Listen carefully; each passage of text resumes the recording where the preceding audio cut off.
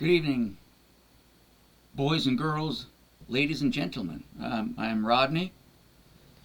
I'm going to review some ideas that I've been speaking about in my different blogs, WeChat, Facebook, LinkedIn, and so on.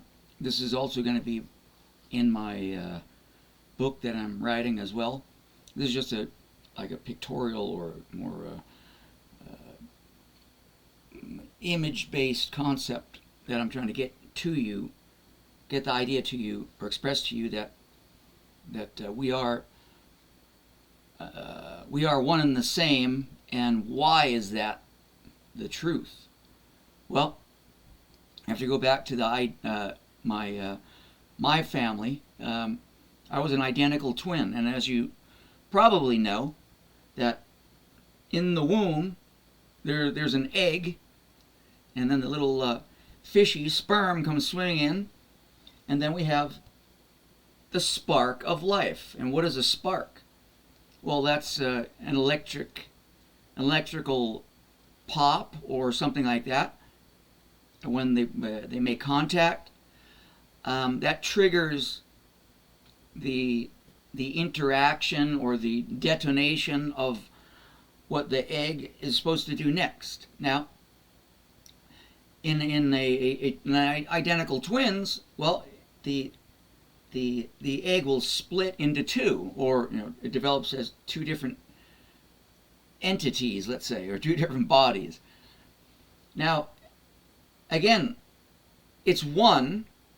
It's still one because it's from the same egg.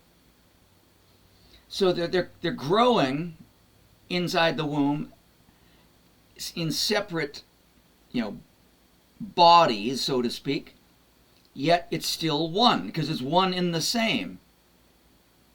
Now, of course, when they come out of the womb, there's two different bodies, and all those intelligent doctors and nurses and adults, oh look, they're two different kids there, or they are identical twins, but they are two different bodies apart from each other.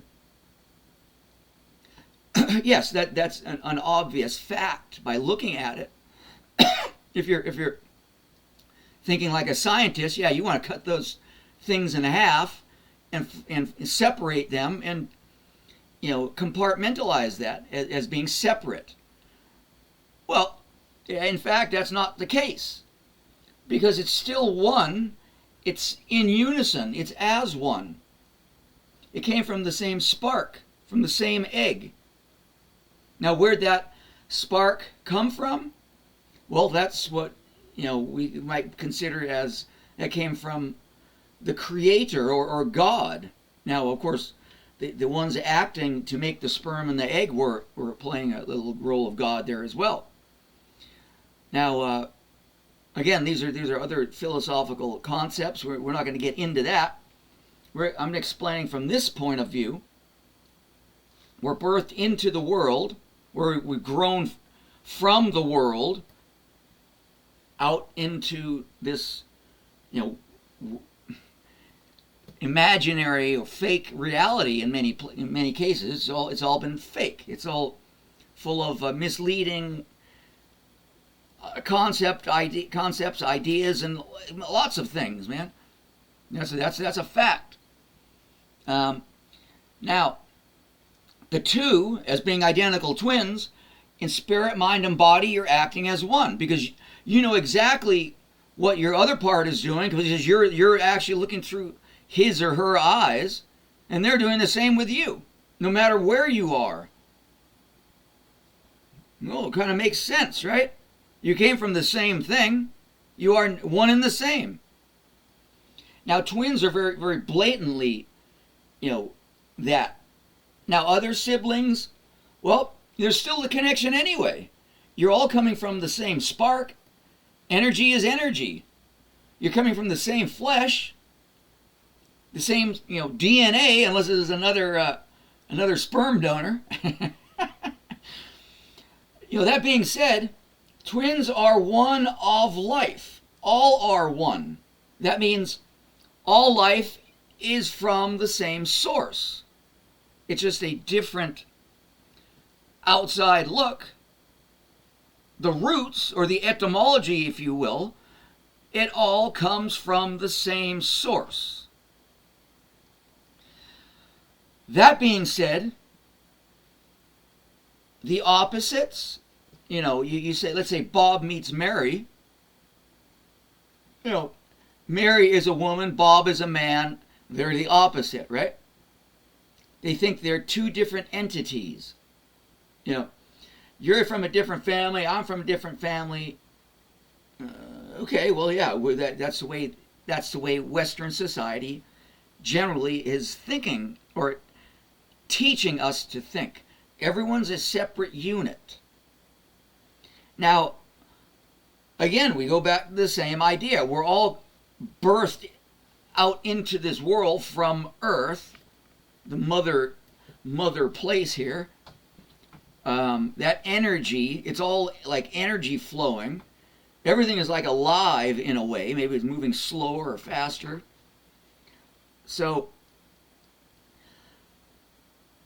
Bob thinks Mary is separate from him, and Mary thinks Bob is separate from him. But when they join in unison, there's a magical spark. They get compassionate and romantic and all that. If they really get on with each other, yeah, they become one. So again, this is all the same concept. You are hooking up to the source, one unit, and you're one and the same. You're in harmony. You're the whole and complete being, or life, energy. And that is why I keep saying that whole, perfect, and complete. There is no left or right there. But if you think you're separate from the other, well, then you do have a left and a right, and there's no whole, perfect, and complete. You have the option to consider all of these aspects. Now, because most people have been brought down that trail to be everything separate, and you're going to be dissected and cut up into pieces, well, you're thinking everything is no connection. Well, the way I see it, as being birthed out into this world as one, I know we're all connected, and that means I know that if Mary has a problem, well, it's my problem too, because it's me. It's a part of me. That's being empathetic, but that's the energy. You can't have good without the bad in this sense, right? Because if there wasn't any bad, you wouldn't know what good is, right? If you didn't have the left, you wouldn't know what the right is. It wouldn't mean anything. You just walk. You have one arm. You're just one arm. There's no body connected to it, and you're like your arm is moving around. Well, that's baloney as well. So your arms are connected to your body as your eyes are connected to your head, which is this. There's the center of everything. These are just different things. You're looking opposite. You're looking at the mirror reflection of you, even if it's opposite sex, opposite color. It is you, or it's us, one in the same. So just remember that you're blaming someone else. Oh, it's all your fault. Well, no, it's your fault because, in fact, it's you in a different perspective. Yeah, it's maybe a kind of hard or cold concept to grasp. As I'm digging through this material, with spiritually, philosophy, science, whatever, it all comes back to the same thing. That everything is a reflection of you. You are what you see and attract, or what is attracted to you. And if you don't like it, well, there's nothing you can do about it. It's there. It's you. So as you dig deeper and attempt to find who you are, what you are, you're going to, come to that cold realization that what you think you've been doing, as I'm going for the underdog, or I'm choosing that. You're actually getting the opposite. The opposite. It might be, again, how were you raised? Who raised you? What families did you interact with? Was there grandparents, external parents, maybe your foster children, or whatever? All those things throw into the pie. And when you're going through life, all these things are coming back at you because that's your magnet. And you don't realize that that's you, or that's the other person that raised you and you are trying to avoid it, but it's actually they're coming back at you, because that's what the great plan of awakening is. You need to wake up. I'm waking up too. So I'm going to end it right there.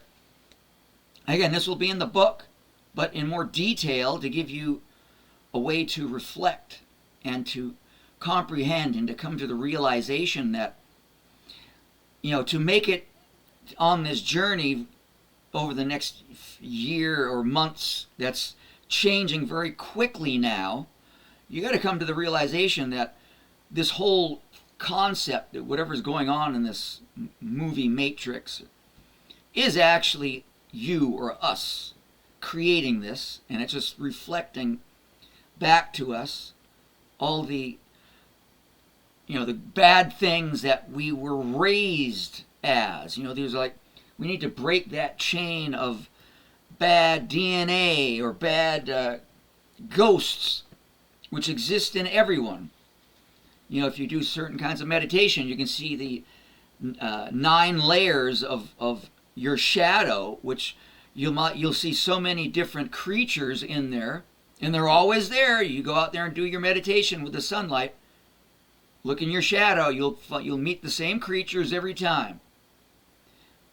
Shocking it may be, but it's there. That's reality, or that's this dream, or whatever you want to call it. So once you get to know yourself, you're able to deal with it, and then you can venture off out in life, confessing your sins or your ignorance of who you are, and you go around and deal with your relations, and ask for forgiveness, show gratitude, and just accept it as it is, so everyone else can move on, so your children can move on, knowing that that's how things were or are. I didn't have that when I was raised. My parents didn't run to me and say, "Well, we're narcissists. We're evildoers." They didn't say that. It's kind of like hidden in the shadows, if you know what I mean. So that being said, you got to laugh about it, because otherwise you're going to get too emotionally distraught. And not everybody has the same life like I had, obviously. But I'm sure you can resonate with what I'm talking about. Some families I know, they've lost their husband or wife or children, through whatever on the way. And, I feel, believe me, I feel, because I've experienced so many things in my life. I guess it's like a marathon. It's a, how do you say, triathlon, but 10 times worse or 10 times more difficult. Anyway, that's what I just want to express to you. That's, in summary, remember, we're all connected, and we need to face that reality. If someone's evil on the other side, well, they have to be there, because that's a part of you. Deal with it and respect it. Know who your evil entities are and know they're there, and that's it. Probably they'll leave you alone after you know that. If you say, "Hey, I know you, buddy. I know you. I see you, Bigfoot," because I saw Bigfoot in my shadow. Well, Bigfoot's there. Okay, nice to meet you, buddy. I'm me. I'm the white angel up in the sky. You're the dark side. But I know you're there. Peace, brother. Anyway, boys and girls, ladies and gentlemen, you have a good night. This is all for educational purposes. Please like, share if you'd like. Make your comments. If it helps you out, if you have any questions, please communicate. I like to communicate. I don't want to just be talking all the time. Ask me some questions. Anyway, have a good night. Sorry it got a little bit too long. Bye.